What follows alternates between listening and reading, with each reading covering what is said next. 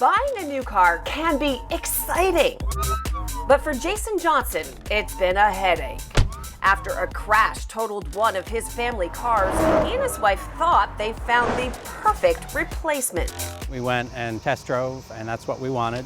Jason, who works for News 4, told us a dealer showed them the SUV for $43,000. I had already gotten financing, we were all set. But the couple wanted a different color and had to wait 6 weeks to get it. When they went back, the price of that same car jumped to $57,000, a $14,000 increase. That included a $2,500 fee for inventory problems. You were getting upcharged because of lack of inventory? Correct. Your jaw must have dropped. Absolutely, it did.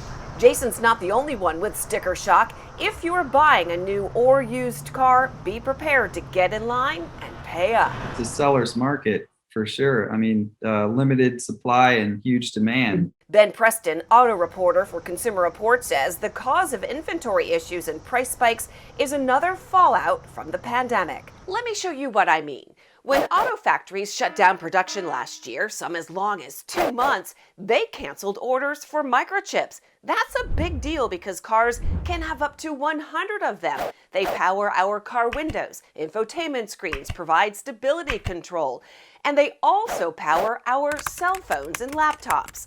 While car makers didn't need as many microchips at the height of the pandemic, microchip makers increased production for personal electronics since more people were working from home.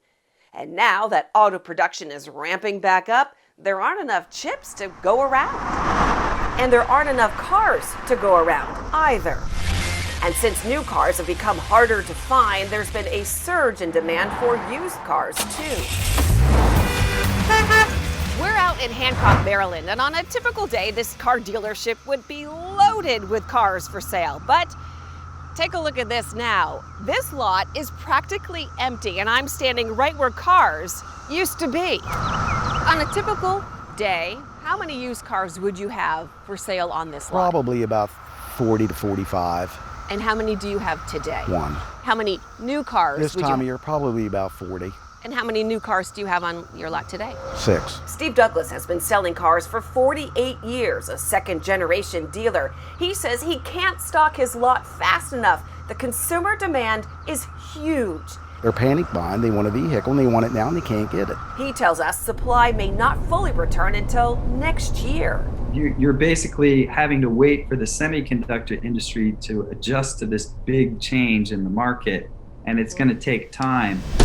In the meantime, for families like Jason's who need to buy a car now, we're working for you to help you navigate around the dealer lot. Look at lower demand vehicles. Everyone wants an SUV or pickup, so consider a hatchback or sedan. Buy a car online. This gives you a wider net to find what you want, but beware of scams. Go to a dealership's website directly to search. Act fast, but smart. If buying used, ask for a vehicle history report. Consider repairing the car you already have. Weigh the cost of repairs to what a new or used car would cost you now.